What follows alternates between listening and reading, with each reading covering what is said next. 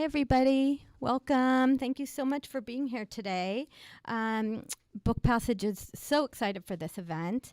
I know it's going to be an engaging and provocative discussion this afternoon. Just a reminder, if you could please silence your cell phone so we don't have any beeping going off in the middle. We really appreciate that.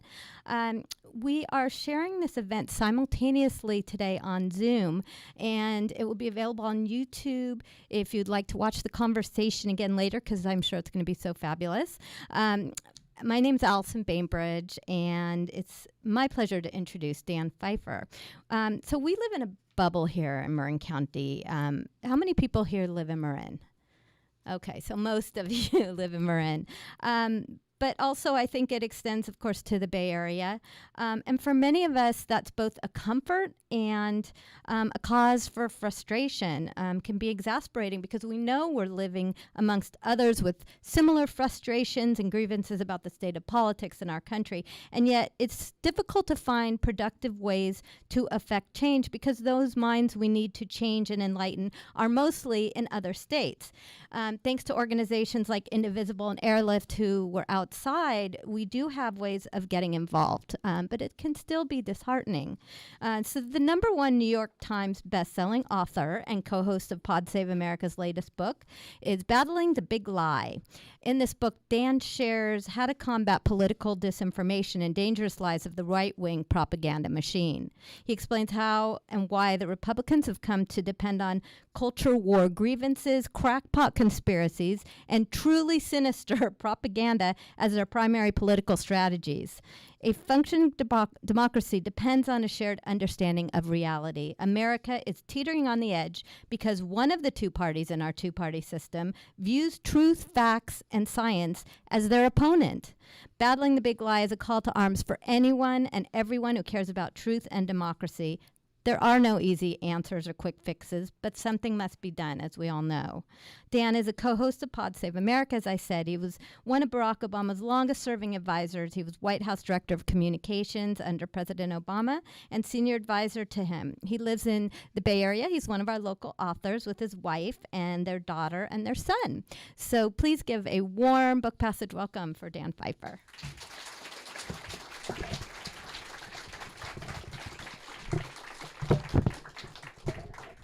I think that's good. Thank you, everyone, for being here. I have to say, for myself, it is very surreal to be here. My last book came out in February of 2020. The last weekend in February of 2020, I did an event standing right here. It would be the last time I saw a lot of people for a very long time. This is a sort of being here in this moment without fully understanding what was happening in the world is sort of burned into my retina. But it's very good to see everyone, to be here, to be in an actual room with actual people. When I started writing this book in December of 2020, I was not sure by the time it came out I would be able to be in a room with actual people. So for that, I say thank you, Joe Biden and scientists and the like. Normally, I would talk for a long period of time here, but it's been a pretty busy couple weeks in politics. I imagine people have a lot of questions. So I'm going to do two things, and then I will answer as many of your questions as I possibly can before they kick me out of this room or off of the Zoom. When I finished my last book, I had said to myself, I've written 2 books. They both did well. I'm going to stop while I'm ahead. I'm not going to write any more books. And my wife very much thought that was a great idea. And then after the election, after Joe Biden won a race that was much closer than it should have been, after the Republicans from top to bottom continued to push an idea that the election was stolen against all evidence in an election that was close, but not any closer than Trump's victory in 2016. Certainly a lot less close than George W. Bush's victory in 2000. That would push an idea that the election was stolen, would push it, every single Republican would push it from top to bottom, so much so that Mitch McConnell, who was, theoretically kind of anti-Trump, someone Trump didn't like, would refuse to even refer to Joe Biden as the president for months, that they would not allow the transition to begin. And as someone who worked on the transition when President Obama was elected, that's an absolutely essential period of time to get the government up and running. And that's even more true in the middle of an ongoing pandemic. And then to have the United States Capitol stormed by thousands, a mob of thousands who believed to their core an obvious, easily disproven lie about the election. It which really caused me to wrestle with how and why that happened. I've spent 20 plus years now in politics, always working in communications and messaging, where my job is to present an argument, create an argument, use facts, anecdotes, messaging to try to persuade people to vote for my candidate, to believe in the policies and messages of that candidate, and to come to the conclusion that that is an absolutely impossible task in this media environment, in a world in which 70% of Republicans will tell pollsters they believe the election was stolen from Donald Trump. And I was sort of stuck with, I went on this path to start thinking about this book for two reasons. One, I wanted to understand what had happened, how politics came to be this way, how the Republicans were able to successfully and maliciously use disinformation and propaganda as a political weapon, how it is that the press, Democrats, myself let that happen, and what we can do about it. And I also really came to believe, particularly in the responses from Democrats in the media after January 6th, that most of us did not get it. We didn't understand what we were dealing with. We didn't understand how to fight back against it. We didn't understand even how this disinformation apparatus worked. And so I wanted to sort of chart that out for people so that you can begin by understanding how it works, understand where it came from, understand who's paying for it, and then some ideas on what Democrats can do about it. And then as I was debating, and this was a very significant debate in my life about whether I write this book, because my wife was pregnant with our second child, our son, who would be born right about the time I was going to start writing. And I sort of went through a mental exercise. And so I was really debating whether or not to do it. And I wrote down that mental exercise in this book with a little humor injected into it. The version I went through was a little more dire. But let me read to you. This is from the book. This is from chapter 15, and this is sort of why I wrote the book and why I think it's important that every Democrat, everyone who cares about democracy, thinks deeply about how we fight back against propaganda and disinformation, because it gets at what the threat is. Let's do a thought exercise. It's election night 2024. For the third election in a row, it all comes down to Wisconsin. This campaign is a rematch of 2020. President Biden is once again running against Donald Trump, who has somehow avoided prison for his sundry crimes. If Democrats were still capable of feeling good about elections, we would be feeling pretty good on this night. President Biden has run a strong campaign. I will say one thing that this book did cause is my eyes to go, and so I'm like, the economy is roaring, unemployment is under 4%, wages are up, costs are down. You got to sort of publish these things well in advance. But the Biden economic plan has ushered in a new era of prosperity. Heck, some commentators are even calling it the New Deal. The Democratic Senate has even passed a voting rights bill that unwound the rash of voter suppression laws passed by Republicans in the wake of the 2020 election. In case you were wondering this scenario, after the 1 billionth tweet from the public, Joe Manchin changed his mind about everything and voted to get rid of the filibuster.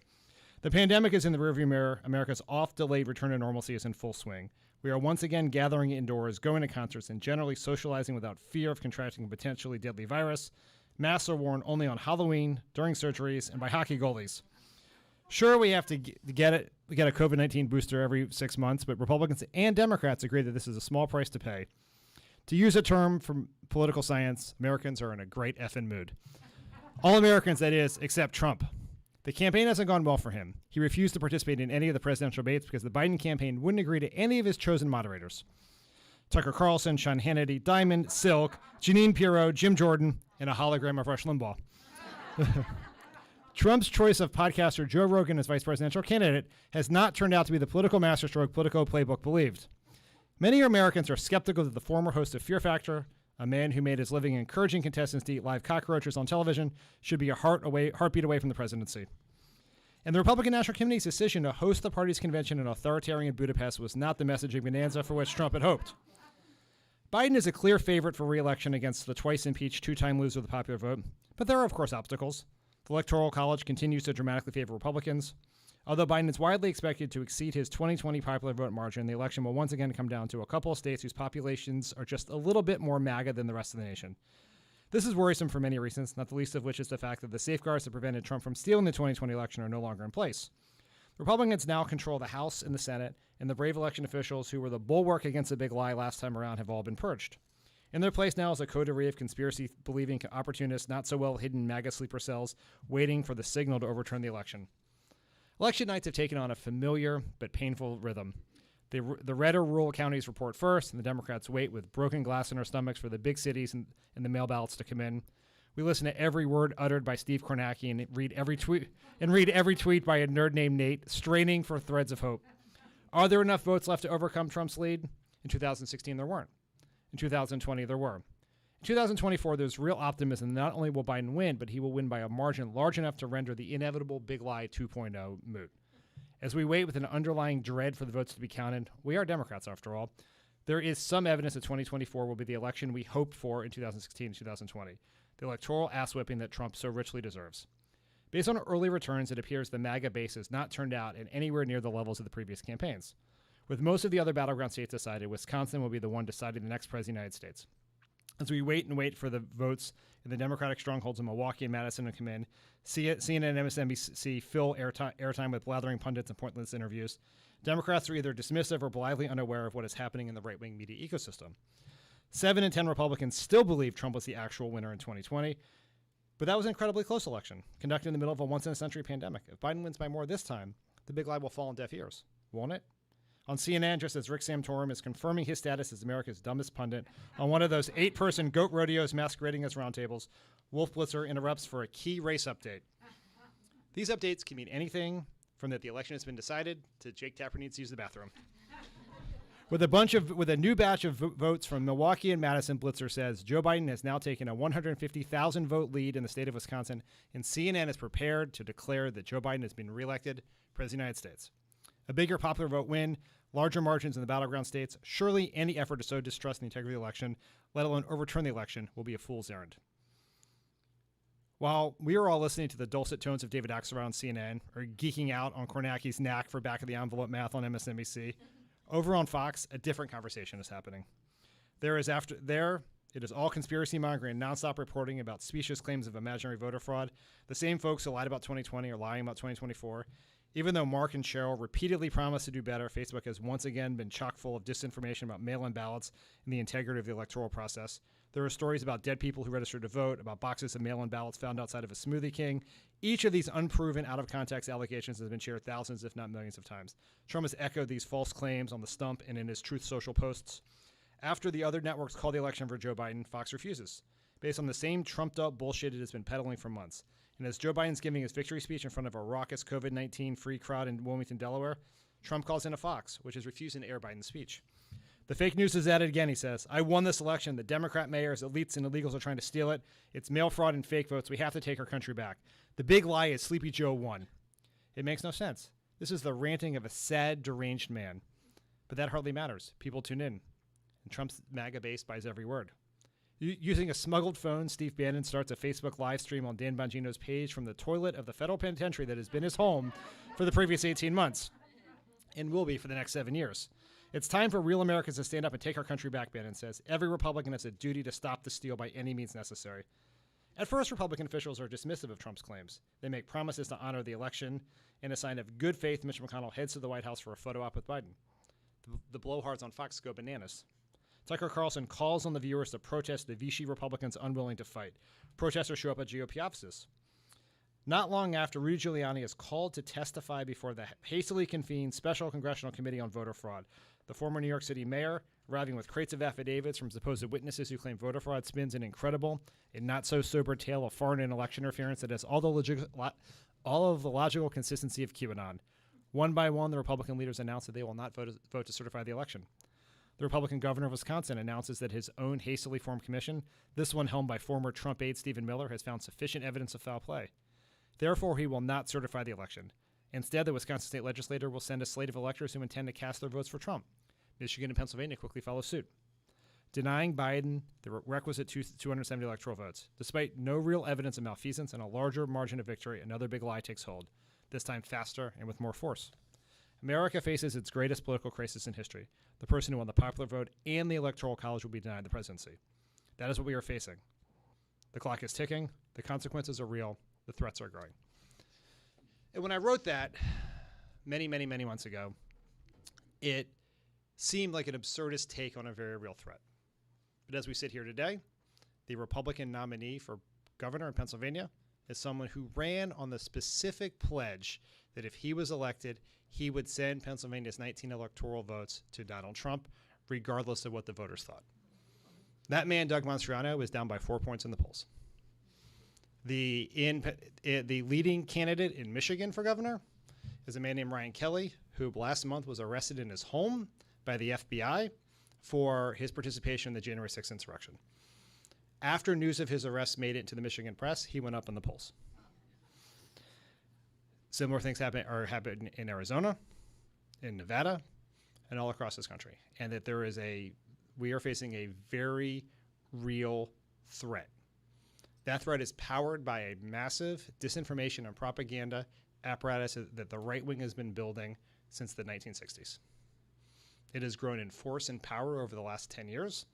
Donald Trump supercharged it with his election in 2016.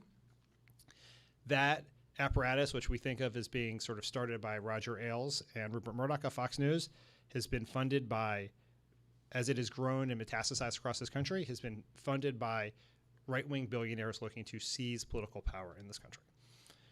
What we are facing in this country, and I'm sure we'll have a much longer conversation about it because it is very ripe right now, is that we are facing America is a country with a growing, progressive, diverse majority. There is a radical, right-wing, conservative, shrinking minority that has decided that the only way that they can hold on to power is by any means possible. Disinformation, insurrection, voter suppression, violence. And it is, and that is what is at stake. And if that progressive majority is going to win that battle, we are going to be able to look back on this period as the last throes of an older era, not the beginning of something much different and much dangerous, then that is going to depend on Democrats and progressives. And when I say Democrats, I don't mean Joe Biden. I just don't mean Joe Biden and the DNC and Nancy Pelosi and Chuck Schumer. I mean everyone, from elected official to voter, is going to open our eyes and change our strategies to fight back, because that is what it's going to take. And so I wrote this book in the hope that people would read it, would understand what we were up against, would see it from the perspective of someone who spent 20 years in politics watching this right-wing power grow, who hoped to learn from and offer lessons from what some of the things that President Obama did right to push back against this stuff, some of the things we did wrong, some of the opportunities we missed or the warning signs that we ignored, and offer a path forward for Democrats about how we can build up an apparatus that can fight back against Fox, Facebook, and what I call the MAGA megaphone, which is the collection of right-wing media outlets, Facebook pages, YouTube personalities who are just pushing right-wing content and disinformation into the system. And so that's why I wrote the book. That's my hope, is that it creates a little bit of a roadmap for some people. It sparks some ideas, and that everyone from some of my former bosses or people I used to work with who still work in Washington, and people, but anyone else who has a smartphone out here who is trying to win the next election, one text or social media post at a time, can get some advice as well. And with that, I will open up for conversation and take some questions. And I have been told to repeat the question. And I'm going to tell you right now, I'm going to forget it. To do that, I was in Tulsa, Oklahoma at a bookstore last month, I guess. It can't be that long ago. And time has no meaning anymore. And I was very tired. I had not slept in like a week. I kept forgetting. One woman kept yelling at me repeatedly, and I would still forget. She would get angrier. And so I pledged to her going forward I would try to do a better job. But I will once again forget. So yes, right here. I think a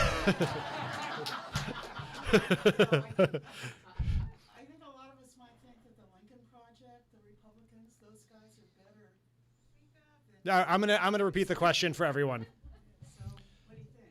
The question is the Lincoln Project better than Democrats? I have a lot of thoughts on the Lincoln Project. I know all of those guys from the Lincoln Project from when they worked on the campaigns that lost to the Democrats that most of us work for. And there is a tendency among Democrats to automatically assume Republicans are better at messaging than we are. And I think there are some areas in which they are. There's some areas in which they aren't. It is notable that Democrats have won the popular vote in every election but one since 1988. And that is relevant, I think, just as a question of messaging efficacy, because that is just like you're doing a national poll of the country. Like, what do you like more, right? Doesn't obviously translate into winning presidential power. Where I think the Lincoln Project has been very useful is there is an audience of voters who are available to Democrats because of Donald Trump. People who they're Romney Clinton, people who voted for Mitt Romney in 2012, voted for Hillary Clinton in 2020, and so there are 2016. Tired. So there are, like, we've talked all the time about people who voted for Obama in 2012 and then Trump in 2016. There's a nearly same group of people who were Republican up until Trump. So they voted McCain, Romney, third party in 16 maybe, or Clinton in 16 and then Biden in 20. And so those are people we have to keep, and Republicans speaking to Republicans is one way to do that. I think where they get credit is they're very fast.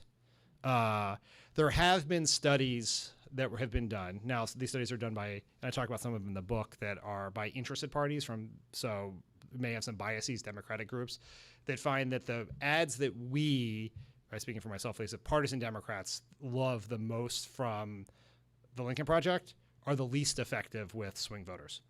So it's just like there is an inverse relationship between what like trends on Twitter and what like persuades an on the fence voter. But like my view is, I don't care who you work for before, if you want to join us in this fight against an authoritarian danger like Trump and Trumpism, welcome to the team, right? Like that is the way to do it. Right here. Hi. Can you talk a little bit, I mean, this isn't necessarily related to the book. That's okay. There's a lot happening in the world. Thank you. The Dobbs decision, and a little bit about what you think in terms of messaging that we can all participate in around abortion specifically, but other things around book bans. Yep. And, some of these hot button issues, and whether or not it's smart to be talking to Republicans or swing voters about those topics. Yep. Context specific. Yeah.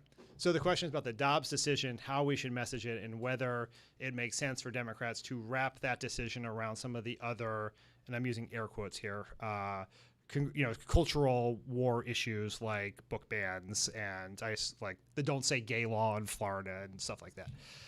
And so on the specifics of the question on Roe, of all the polling I've seen, and this is a message that gets like 80% support, is when you talk about Republicans wanting a politician to be involved in a decision between a person and their doctor.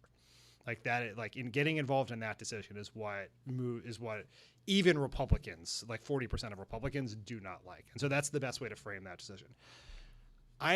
There is always this ongoing debate among some in the Democratic Party about, do you stick to quote unquote kitchen table issues, namely inflation in this case? Like you do a poll and you ask anyone what they care about most. Of course, the answer is inflation, because they have to buy groceries and gas.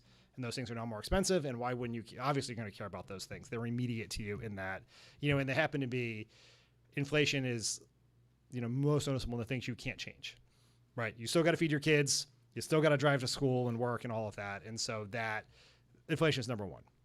But I am a big believer, and this is sort of in a Barack Obama school of messaging, is that people don't think in silos. There's not like the kitchen table side of their brain and the cultural side of their brain. And we got to decide which of those things we're going to like tickle, like in our ads or our messaging. I think that there's a huge opportunity for Democrats we have to tell a story about who the Republicans are. And they are a radical right-wing minority that is trying to seize power by any means necessary to put in place an unpopular, intrusive agenda that they cannot enact through legitimate means. This Republican Party wants to tell you what decisions you can make about your body, who you can love, what books you can read, what teachers can say, what views companies can have. They even want to dictate what sports kids get to participate in, right? And that there's a lot of research I've seen that painting the Republicans as anti-freedom is very powerful. And so there is this, sometimes Democrats, not all Democrats, but some Democrats they'll do a poll and they'll ask people what they care about. And then they'll talk about what that is. And Republicans, to their, I guess, I don't want to say credit because it's not to their credit, but Republicans instead will often do a poll, figure out what they want voters to be thinking about, and then try to shift the focus to that thing. If Democrats need to talk about inflation, we need to show that we're trying to bring it down. We need to show that Republicans have no plan for it. We have to show that why would you trust a party who's funded by oil companies to lower your gas prices as a message? But we have to paint a picture about who the Republicans are, why they're dangerous, and they've adopted a series of incredibly unpopular issues. On every one of those issues, book bans, don't say gay law, 60, 70, 80% of Americans disagree with them. Voters are only going to know about that if we tell them. And I think the Dobbs decision, obviously in a very high profile, very scary way, brings that all together in a way that is not a story anyone's going to miss. You might miss if you don't live in Texas or Florida about book bans and those sorts of things, but this is the position of the Republican Party, and we should make them own it. So I work in big tech. Okay. Actually, in preventing disinformation Mhm. from the big tech companies. Yep. We receive a lot of pressure and individual comments from Republican politicians who believe that either they can get the company to change their policies or discredit that information source entirely. Yep. How do Democrats push back in a similar way to ensure that the information coming out isn't biased towards Republicans because of that pressure, while not trying to discredit real sources of information? So the question, 3 for 3 here, people. Really strong. Yeah. The question is Republicans spend a lot of time trying to pressure social media companies in order to either get them to allow certain content, change policies, or discredit information. What can Democrats do that would be consistent with our values along those lines? I think and I write about this in the book, Democrats face a challenge with the social media companies that is very similar to the one we face with the press, which is the vast majority of people, especially now that Elon Musk is pulling out of buying Twitter, but the vast majority of people who work at these companies, run these companies, consider themselves liberal. And when Republicans say you're biased against us, that is a cause for self-reflection. When Democrats say you're biased against us, that is a validation of the idea that we're not biased. Like, I used to joke when I worked in the White House that when a Republican yelled at the New York Times, they patted themselves on the back, and when a Democrat yelled at the New York Times patted itself on the back. When a Republican yelled at the New York Times, they had a meeting about to figure out what they could do. And I think there's a very similar dynamic in social media companies. I have come to believe that I think we should be more aggressive in pushback for sure. And when you look at the content that dominates Facebook, it's pretty clear that it is a platform that overwhelmingly, for a variety of reasons, is biased towards right-wing Republicanism as opposed to left-wing Democrats. We have sort of developed this social pressure whack-a-mole strategy since the 2016 election, which is we're going to find something that these companies are allowing that we don't like, and we're going to yell about it a lot, and we're going to pressure them, and we're going to try to do an ad boycott, and we're going to try to get them to take down Alex Jones or, some member of the Trump family or Breitbart or all of these things. And sometimes we succeed, sometimes we don't. The problem is it's ultimately a strategy based on social pressure, is a strategy that depends on multi-billion, in some case trillion-dollar corporations doing the right thing. And there's just not a lot of history. Examples of American history of just depending on the munificence of rich people to do what's good for the country, if not good for the bottom line. Ultimately, the answer to this is regulatory, in my view. It's twofold. There's a regulatory move where we have to engage at a much more aggressive level, but then there was also, we have to, instead of spending all of our time and energy as Democrats trying to stop the platforms from promoting content we don't like, we have to work hard to give them content we do like. Right, we have to try to build up our megaphone to people. Their megaphone, because if we're just like trying to whack-a-mole this white nationalist conspiracy theorist, there's always going to be another one who fills that, right? You just cannot stick your finger. You don't have enough fingers to stick into the dike there. And so I think it's regulation, and that can take hold in a whole bunch of ways. One very important way would involve greater regulation of digital advertising, which is an entirely unregulated space. It would involve looking at and transparency for the algorithms that choose what to show. A whole sort of thing. I'm not far from an expert in this, but there's not an answer that's dependent on Mark Zuckerberg becoming a good person, or someone like Elon Musk not buying Twitter. Like, that is not going to solve our problems. We have to be more aggressive than that. Right here in the front row, or third row. I'd like you to talk about the upcoming election, the midterms. 2024 seems really long. Yep. Way far away, I should say, but the midterms are going to be so consequential. And the media, everyone's saying, well, the party in power is going to lose seats. The House for sure is going to go to the Republicans, maybe the Senate. How consequential do you feel it is, and what can we do as Democrats to make sure that we pull out a win? Sure. The question was about the midterms. A lot of pundits say Democrats are definitely going to lose. How consequential are these midterms? What can Democrats do about it? The midterms are incredibly consequential. If we lose the House or the Senate, Joe Biden will not pass another bill of significance in his first term. If we lose the Senate, Joe Biden will not confirm another judge of significance in his first term. If for some reason there is a Supreme Court vacancy, I think we know what would happen there. If we lose the House, as anyone who listens to Pod Save America knows, I'm out of the prediction business, but I would definitely put some money down on the fact that the Republican House would impeach Joe Biden in the first year, which is, like, he's obviously not getting removed from office, but that's a real time suck and an annoyance that gets them, like, what a waste of time for the country. If we win the House and the Senate, if we keep the House and the Senate, there is no chance the Republicans could overturn the 2024 election. That is why all of their plots in 2020 were doomed to fail, was because we controlled the levers of power, both in the key states and in the Congress. The huge difference between Nancy Pelosi being Speaker and Kevin McCarthy being Speaker in that instance. That is why it's important.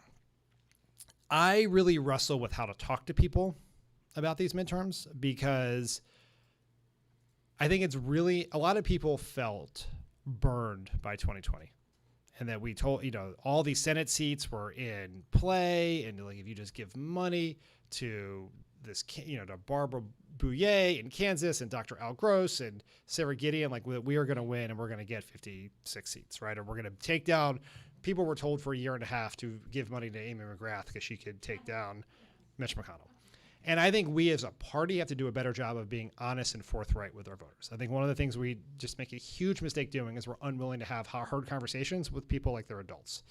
That was a huge part of, I think, what made the disappointment over voting rights and Build Back Better so painful, was people dramatically raised expectations with no visible path to success. And I take blame for that myself. I think I was not, even in my small little platform, not being willing to tell people. There's a very good chance that if your vote depends on a senator from a state a conservative senator from a state Donald Trump won by 40 points, who has the attention span of a gnat, you're in big trouble. Or on a sort of an iconoclastic something from Arizona and Kyrsten Sinema, that makes things very, very hard. And we should have been more honest about that. And so, but how do you do that how do you be honest about these elections without deflating people? And so I think, look, this is the way I would say it. In the House, we have a historically narrow margin. The map is tough. History and the current political environment are not on our side. That is a fact. Anyone who tells you otherwise is trying to get you to give another $5. But And then in the Senate, we have a 50-50 margin. So I'll do these. We'll start with the House. The House is tough. We can win it. This House map is exponentially better than we thought it was going to be heading into this election, given how we thought gerrymandering and redistricting would play out. So it is winnable. It would take a lot of things going right on our side. It would take the Republicans nominating the wrong people, but it can be done. And where it starts is right here in California, right? Like that's when I'm in California. Like, let's just do our job here. Let's reelect the people in tough races like Katie Porter. Let's win some of the seats we can, like the ones in Orange County that are now in play, and we'll let the rest of the country figure it out. But just like in 2018, when we were all sitting here, we're like, we're going to have to win the 7 seats that Hillary Clinton won in this state, and then we did, and we took the House in California. Let's just go win our seats and go from there. Now the Senate is taking place entirely. The battle for the Senate is taking place almost entirely in states that Joe Biden won. Now, did he win any of those seats by a lot? No, but he did win them. And the fact that he won them is important because it shows that there is a pro-Biden, anti-MAGA, pro-democracy majority in those states. You just have to go turn them out. And whether that is re-electing Raphael Warnock in Georgia, Mark Kelly in Arizona, Catherine Cortez Masto in Nevada, Maggie Hassan in New Hampshire, and then electing John Fetterman in Pennsylvania, and whoever our nominee ends up being in Wisconsin against Ron Johnson. Like, there is a very real path where we could win 52 seats. And then Sherry Beasley in North Carolina is a great candidate. North Carolina is tougher. It's hard to win a state you lost in 2020 and 2022, but she's a great candidate. The Republican opponent is a guy named Ted Budd, who is, the name fits, let's just say that. And so, and then, just if you're looking for positive signs in the political environment, in the generic ballot, which is where you ask pollsters who do you want to cover to control Congress, Republicans or Democrats, that the generic ballot has moved 3 to 5 points in the Democratic direction since the Dobbs decision. Now, we need it to move more if we're going to win, but that is positive direction. And traditionally, those things go the opposite way as the year goes on, right? When you're in a tough political environment. Your margin, the other side's margin tends to grow. And then the other thing is the price of gas, which is, I think, the primary driver of the sour political environment, has dropped for 24 consecutive days. It's still too high, but it's headed in the right direction, and trajectory matters a lot. And so there's a real world where the political environment improves. President Biden's approval rating improves. There is a continued mobilization around these Supreme Court decisions. There is continued revelation and attention on January 6th and the extremism of Republicans that puts us in the game. And the only way you can do these things is you got to work and organize and volunteer and hope for some luck. But if you don't work and organize and volunteer and you get luck, you're going to miss it. So that's sort of where we are. In the back there. Yes, I just wanted to say, do you think that the grassroots groups that were so pivotal in turning things in 2020, are they on board to have those kinds of wins this election? Yeah, absolutely. I think the Democratic grassroots group. Oh God, I knew that was going to happen. The question was, do I think that the grassroots groups that were so helpful in 2018, 2020 are on board this time? The answer to that question is yes. There are a bunch of great groups. The wonderful group Airlift was outside here. There's someone I worked with in the 2020 cycle. Really important group. Whether it's Swing Left, Indivisible, these groups are all fired up. Now, are all Democratic activists as fired up as they were last time? Of course not. Like, it has been harder to get people engaged. It's taking more work to get people. Like, there was actually a surplus. Some groups had too many people in 2018 and 2020, right? Just like you were having to like find things for people to do because there was such a surge of volunteers. That is not like that. Now, it's still better than a normal midterm, but we have to continue to get people fired up. And anecdotally, I've talked to a lot of people who in the last month here, particularly as the Supreme Court has been running around doing a series of terrible things, you've seen a lot more people get engaged. And that's the only way we're going to win. There are more people who disagree with what the Supreme Court's doing, who disagree with Donald Trump, who are scared of this Republican minority than there are people who support it. We just have to turn out. You mentioned the Senate race. You didn't say Ohio, number one. And number two, what do you think of Emily's list? And I don't know if you call it grassroots. It's probably not. Well, maybe it is. I don't know. So two questions were, I did not mention Ohio in the Senate races. And then what do I think of Emily's List? I'll start with Emily's List. Emily's List is a group that raises money and offers candidate training to women candidates. They've been around a long time. Emily stands for, in this, Emily's not a person, it stands for Early Money is Like Yeast, to help grow these candidates. That was particularly, and they've been in the game from a time when 85, yes. From when it was the idea that you would have an organization that would raise money for women candidates seemed insane, and have done incredible work. And it's really in recent years focused a lot of their attention down ballot, where it becomes harder, where there's a lot at the congressional level. The Democrats are better at funding not great, better at funding a diverse array of candidates. At the local level, it's much harder to get people. And so Emily's List has done great work. I've always liked them. I think they do important stuff. And we need more groups who are, particularly in this political environment, who are supporting women candidates. So I love Emily's List. I did not mention Ohio. I didn't mention it on purpose. I love Tim Ryan. I do not like J.D. Vance. I think if there was ever a candidate who could beat someone like J.D. Vance, it would be Tim Ryan. He is like built in a lab to do that. He is like Youngstown, Ohio, through and through. J.D. Vance is one of history's great phonies. He is a Silicon Valley VC investor, Ivy League educated, Hollywood producer. His biggest supporter is Peter Thiel, who's had on the Facebook board for 15 years. In possibly the greatest apostasy of a MAGA Republican, he was a paid CNN commentator for a while.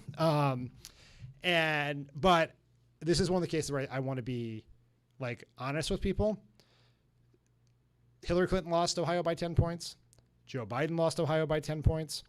That is very hard to win in a tough environment, to win in a state where you have to outperform your previous presidential candidate by 10 points. And so could Tim Ryan win? Absolutely. Is it in our top 7 or 6 most likely Senate victories? Probably not. Ohio's been moving in the wrong direction for a long time. Barack Obama won it narrowly in 2008 and 2012, and it moved dramatically red in 2020, in 2016, and even worse so in 2020. Right here in the... So Joe Biden's turning 80 in November. Are you looking for a birthday present suggestion? Or yes. He loves ice cream, I would say. Yes.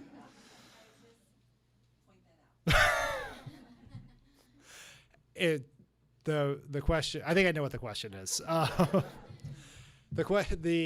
The statement was that Joe Biden is turning 80 in November. I think the question is something about whether Joe Biden running for re-election. Or if something happens to him that he can't. Or yes, here's my view. Joe Biden has said he's running for re-election. I have no reason to disbelieve him. There's only one person right now walking the planet who has beaten Donald Trump in an election. That man is Joe Biden. I think depending on, in 5 months now, we have a massively consequential midterm election. If for some reason Joe Biden decides to revisit his decision to run for re-election, or there are folks in the party who think he shouldn't run, like that's a conversation I'm very open to having after November. And that this speculation between now, it's one of those things where it's like, you can't do anything about it. And so we might as well focus on, the press loves to talk about it, because it's like, what does it mean? Who would run? Should he run? Like all of that is, in my mind, like a beginning of 2023 conversation. And he has to, if he is not going, put it this way, if he is running for re-election, as I believe he will have to announce that campaign early next year. Like Obama announced his re-election in April of 2011. So the similar timeline for Biden would be April of 2023. All of the reporting I've read suggests that's what he's planning on. And so I think we'll know the answer shortly. And if he were to change his mind, we'll have to figure something out. But we should just, that's what I'm expecting. All the way in the back there.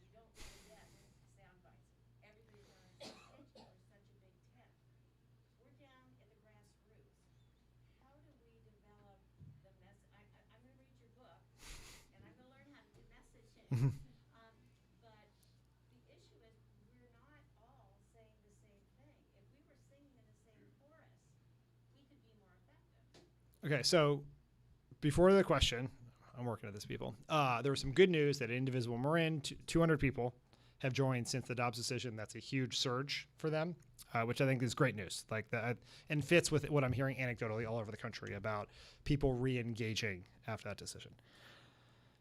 Second question is sort of why are Republicans better at messaging? It seems like they're all singing on the same song sheet. Democrats are a big tent.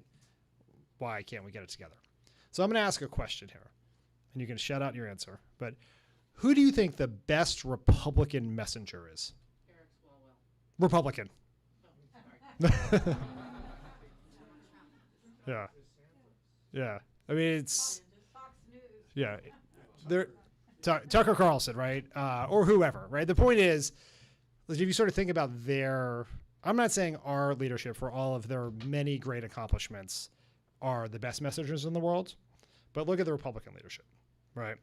You have Kevin McCarthy, who every day just looks like he woke up from a nap 3 minutes before that press conference. Mitch McConnell, who basically sounds always when he's speaking as if he is begrudgingly reading the Almanac of American Politics with marbles in his mouth.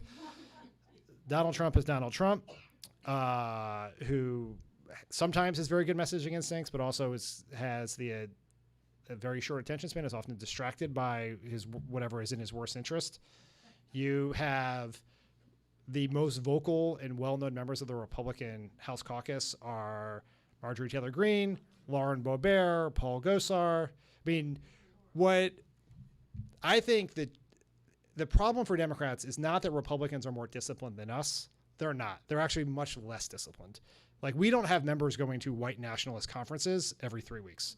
We don't have anyone out there, any member in good standing in our party, offering crazy conspiracy theories about space lasers, pushing anti-Semitic tropes. That is not in the Democratic Party. What the Republicans have is they have this massive megaphone that exists adjacent to any individual person, right? It is Fox News, it is Facebook, and that is able to drown out some of all of their noise and focus attention on our noise. Now, there's a lot in the book about what structurally Democrats should do about that. I think that we sometimes, as a party, think too much and speak too little.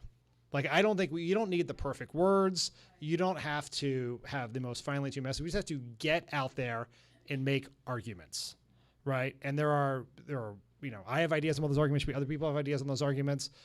Eric Swalwell, who was briefly moved to the Republican Party earlier in here, is an example of someone who I think understands that in this media environment, content is royalty, right? That you just have to be out there talking, being part of the conversation all the time. I sometimes tell people when I'm trying to explain to them modern communications is, in this media environment, you're either serving dinner or you are dinner. And too many Democrats, I think, and this has been a problem, I think, earlier in the White House, earlier in the administration for the Biden White House, is you just have to be out there. You have to be talking, driving the conversation. What you say is obviously important, but it's more important that people are hearing you. And they're at least listening to what you want the conversation to be about. Because if we don't make it about what we want it to be about, it's going to be Democrats in disarray, Hunter Biden, fake caravan, conspiracy theory, all of that. And we just got to be out there talking. And there's not there's polling and focus groups that can give people better versions of that. But in the end, just get out there and just give us content. And I think that we will be much better off for that. Right here. How much do you anticipate that the January 6 hearings will offset the massive megaphone effect? Why didn't I call it the megaphone? Oh, that hurts. That really, really hurts. Well done, sir. The question was, how much do I think the January 6 hearings will offset the megaphone? And so the January 6 hearings, I think, have been a phenomenal success to date. Just to put in perspective, 20 million people watched that first primetime hearing. That is 6 million more people than watched the Warriors clinch the NBA Finals. And if you're getting 6 million more people to watch a congressional hearing than Steph Curry play basketball, that's pretty impressive. In fact, the Cassidy Hutchinson hearing had a higher viewership than any NBA Finals game except Game 6. So Now, 20 million people is obviously a fraction of the 168, I think, million people who voted in the last election. It is, and this is the piece of information I discovered in writing this book that has stuck with me the most, perhaps, is it's a fraction of the 100 million people who watched the O.J. Simpson Bronco chase live on television in 1994. But it's a ton of people. They've also been very smart about as opposed to trying to persuade people through the mouths of Democratic congressmen, understanding that Democrats are not their target audience. Democrats already agree about the election. They agree about Donald Trump. They agree with who's responsible for January 6th. And so as much as I love Adam Schiff, Adam Schiff is not, I love him too. I like to hear Adam Schiff persuade me of things, but if you're a political independent, a leading Republican, someone who's not engaged with politics, a much better choice is it's so wild this is happening. Dick Cheney's daughter. It is the video, even more important than that, the video clips of the card-carrying members of MAGA Nation talking about how Donald Trump knew the election wasn't stolen. Like, that is powerful, right? That Cassidy Hutchinson, that is that is a Trump insider. Like, it's a very powerful way to do it. Now, what will that mean in the election? Too early to say. What we do know thus far is that over the course of these hearings, support for the investigation has gone up, not down. Support for the idea that Donald Trump should be charged with a crime has gone up, not down. Donald Trump's approval rating has gone down, not up. And it is early. We're still months away from the election, but that's the exact opposite of what happened during impeachment. During impeachment, as every day went forward, Donald Trump's approval rating went up and support for the inquiry went down. So in that sense, it's very powerful. To get to 60% of Americans to believe that Donald Trump should be charged with a crime, that requires 2 in 10 Republicans. So that doesn't seem like we want to live in a country where more than 2 in 10 Republicans believe that the criminal should be charged with a crime. But 2 in 10 Republicans is mathematically quite significant in an election. And we've even seen, there's even been polling in New Hampshire which showed that Ron DeSantis was now leading Donald Trump in a hypothetical primary. Now, I would say that convincing Republicans to trade one dumb authoritarian for a less dumb one is not like a huge victory for democracy, but it does show that the hearings at least have been powerful and persuasive. Ultimately, I think what the decision that the Department of Justice makes is going to be very critical in how this goes. If they charge him with a crime, that'll mean something. If they don't, that will be an opportunity for Trump and his allies to say that he was vindicated, and that could erase what's going to happen. Now, if they charge him with a crime and he gets off, that could have an even more powerful effect that way. So I don't pretend that's an easy decision, but I think that looms over sort of how that the hearings will matter politically. Right there. What do you think the chances of any reform of the Electoral Count Act are, and is it worth Pushing Republicans to do it. I was just thinking the other day how I haven't heard a word about that in a very long time. One of the problems with the sort of compromise ideas that Joe Manchin and others were working on the Electoral Counts Act was it would make it actually harder for the Senate to be able to undo damage done by rogue state legislatures. And so, like, it sort of boils down to, basically,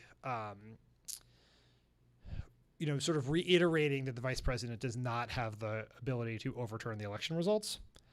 Well, I think that's probably just useful for future Mike Pence's. It's not particularly operative in 2024, but I'm not particularly concerned about Kamala Harris overturning the electoral results. It is. There are some I'm not an expert in this. There are some pretty aggressive ideas that would be good that would clarify what states can do and about the role of state legislatures in trying to operate in contravention of their voters.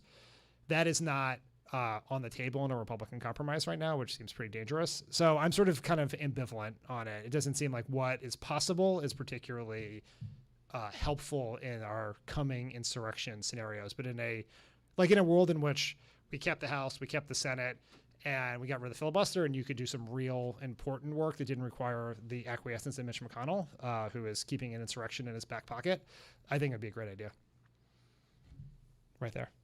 Is there any chance of expanding the Supreme Court or any other Supreme Court reform? I am a longtime, big, vigorous believer in the idea of court reform.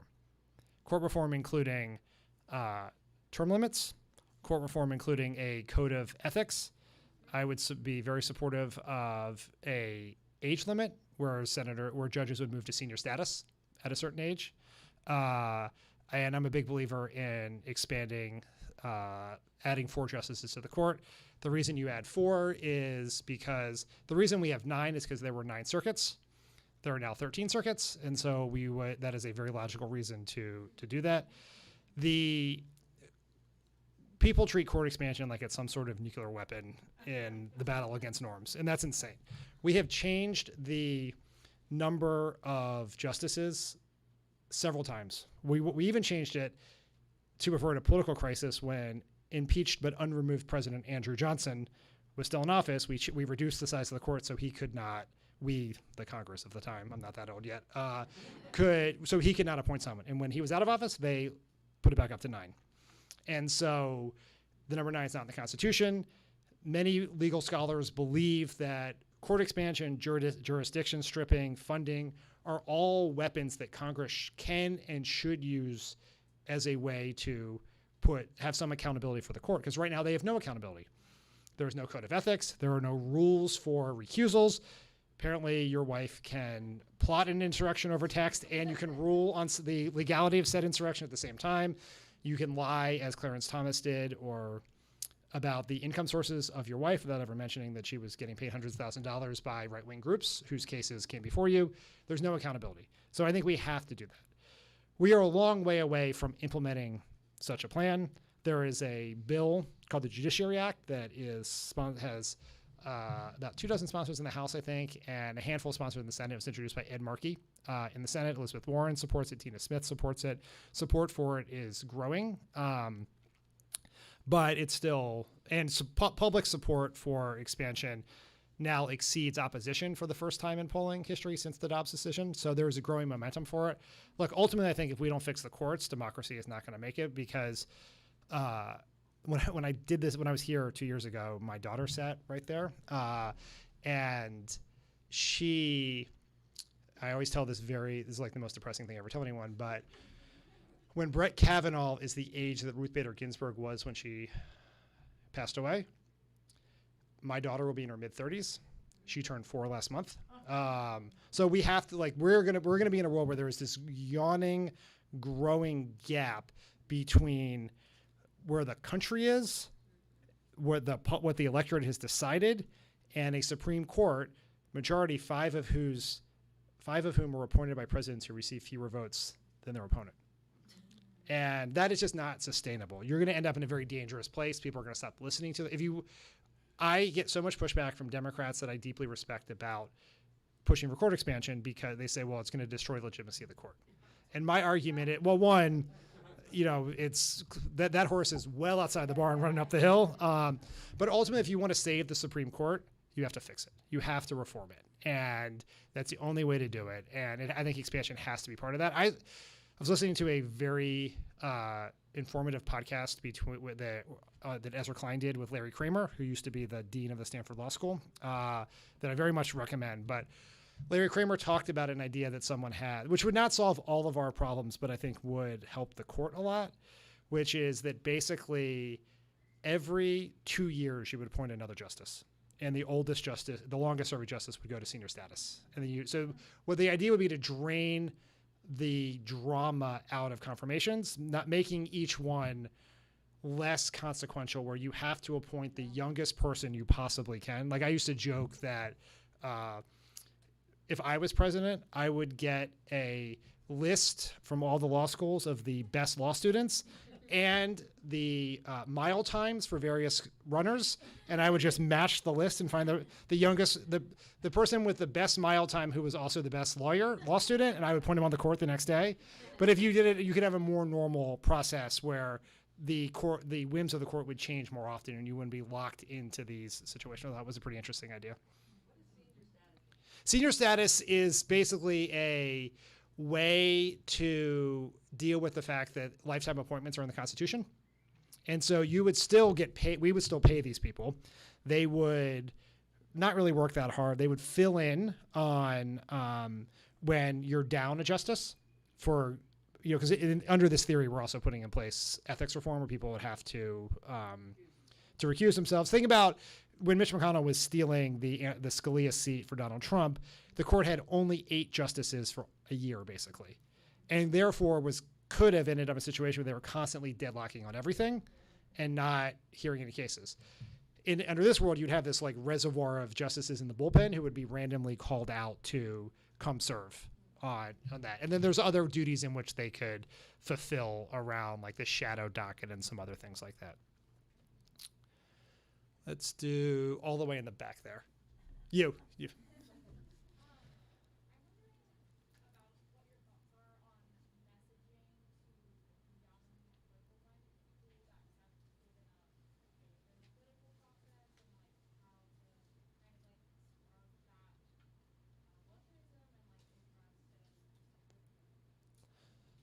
So I couldn't hear all of it, but I think the question is, how do we message to younger liberals who are skeptical or not engaged in the political process? Do I have that correct? I mean, this is like, if I could be ruler of the Democratic Party for one day, one of the first things I would do is I would ban the word turnout, the verb. Turnout, the noun is fine, but turnout, the verb, I get rid of. And the reason I say that is, like, the person that the questioner suggests is in the mind of the Democratic Party is they are just a Democrat in waiting. And if we just knock on their door, they will vote for us. They're liberal. They profile as young. They may live in Marin County. Obviously, anyone in Marin County, according to our data, under a certain age, likely Democrat.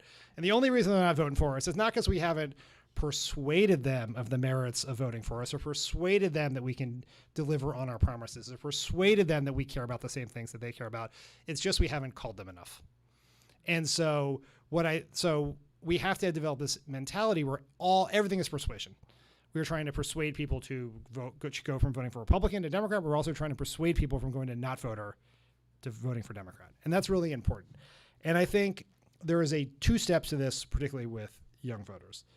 One, and what I have in my mind always when I think about this is there's a woman named LaTosha Brown, who is the founder of Black Voters Matter, which is a group that travels the South, and primarily the South, and works with Black voters to help to convince Black people to vote, right? Particularly in the case of where in the states she's working on, there's incredible suppression, there's incredible gerrymandering. Like, how do you convince them to be part of the process?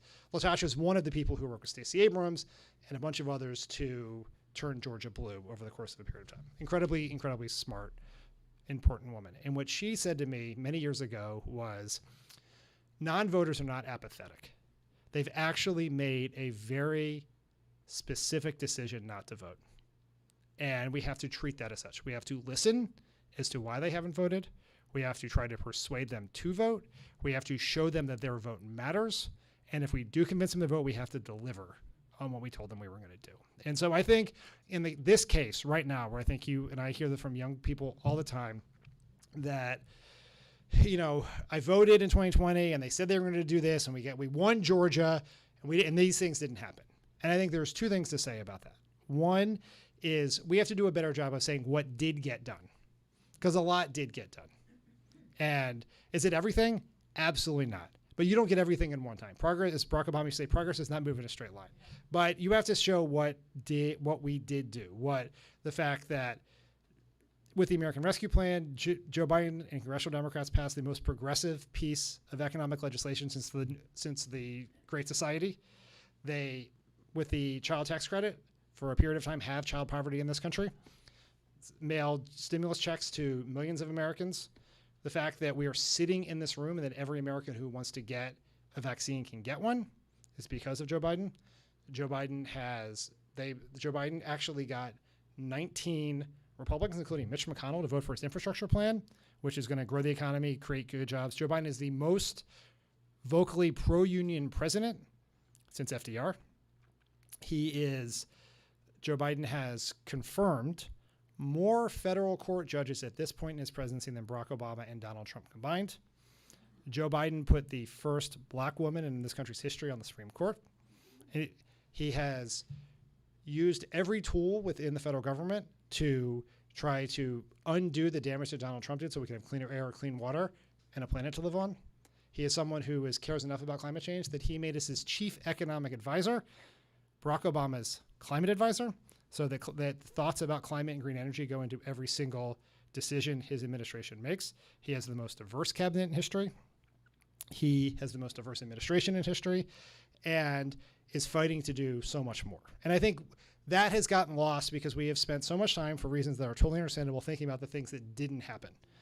The Build Back Better bill that didn't happen, the voting rights bill that didn't happen, and we still might get some of that stuff. Like I am like, wake me when Joe Manchin comes on board, but they are still talking about some stuff, and so we have to talk about, because I think there's been this big debate in the party. It's like, should Democrats run on what they've done? And that's no. Of course, Democrats deliver is not a message in and of itself, right? That's not how people think. It's not your vote is not gratitude for something someone did for you. That's not how people think. But people's votes are for who they think is going to fight for them. But what you have done is the piece of evidence that you're going to do more for them, right? That you did deliver on some stuff means that you're going to keep fighting for more. And so I think we have to do a better job. I think too many of us, and I fall into this myself all the time, is we buy the premise of the question that everything sucks and nothing got done. And that's not actually true. And I think it would be a better political environment if we at least started by making the case and then acknowledging that not everything's gotten done and here's what they want to do. But they can't do any of it if the Republicans take over. I think I probably have time for one more. One more question, exactly. How about right there in the pink mask? You never know which one you're putting on these days. Yeah. Republicans have taken a really long-term approach, partnering with the evangelicals over the last 50 years to undergo versus slave. I'm wondering what the Democrats might do, thinking long-term, and is open primaries or ranked choice voting a possibility to allow more moderate candidates that will lower the threshold of this feeling of conflict? So the question was, Republicans have had a very long-term strategy, dating back a half century to overturn Roe v. Wade. What could Democrats do in terms of what could Democrats be planning of a similar scope? And is open primary or ranked choice voting a good idea? I'll take the last part first. I think that open primaries are generally a good idea. There are a lot of people who are very worried about Republicans coming in our primaries or independents coming in our primaries. That's not a thing that ever happens at scale. And I think Liz Cheney's about to find out in Wyoming that it doesn't happen the other direction either. And so generally, the best predictor of whether someone's going to vote in a general election and who they're going to vote for is who they voted for in a primary.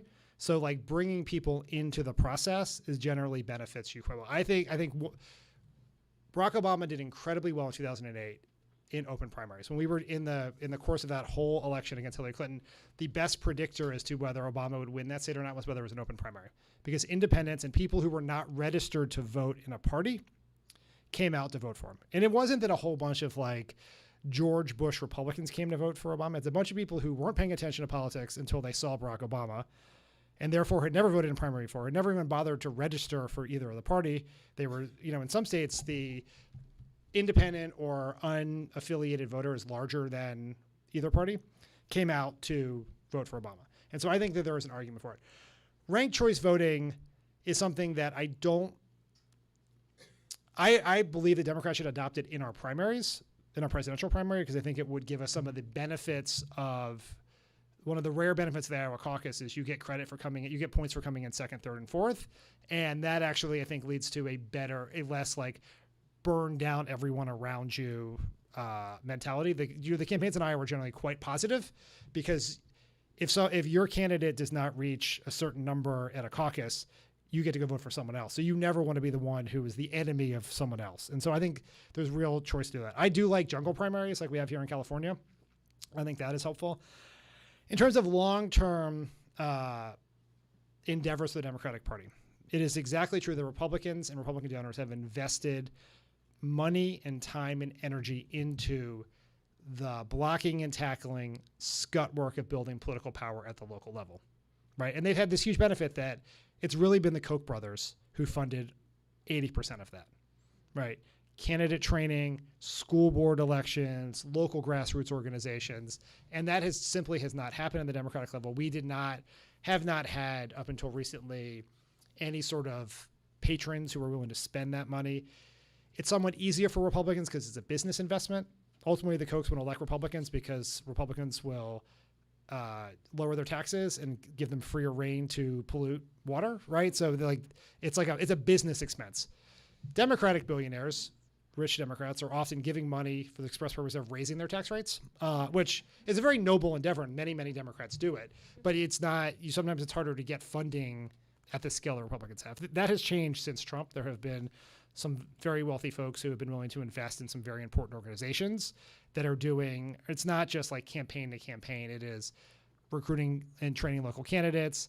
It's investing in media. Like in this book, I talk a lot about what I think the primary medium-term objective for the party should be an investment into progressive media and content so that we can compete with Fox and Facebook and avoid that nightmare scenario I read from the book earlier. But I think sometimes we think the Republicans did that because one person in Washington told them to do it.